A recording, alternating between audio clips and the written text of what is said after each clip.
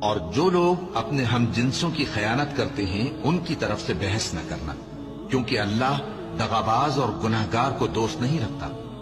یہ لوگوں سے تو چھپتے ہیں اور اللہ سے نہیں چھپتے، حالانکہ جب یہ راتوں کو ایسی باتوں کے مشورے کیا کرتے ہیں جن کو وہ پسند نہیں کرتا تو وہ ان کے ساتھ ہوا کرتا ہے، اور اللہ ان کے تمام کاموں کا احاطہ کیے ہوئے ہے۔ بھلا تم لوگ دنیا کی زندگی میں تو ان کی طرف سے بحث کر لیتے ہو، سو قیامت کے دن ان کی طرف سے اللہ کے ساتھ کون بحث کرے گا اور کون ان کا وکیل بنے گا؟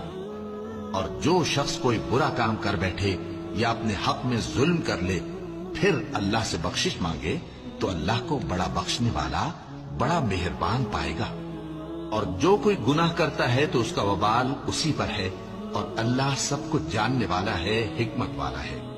اور جو شخص کوئی قصور یا گناہ تو خود کرے لیکن اس کا الزام کسی بے گناہ پر ڈال دے تو اس نے بہتان اور کھلے گناہ کا بوجھ اپنے سر پر رکھا۔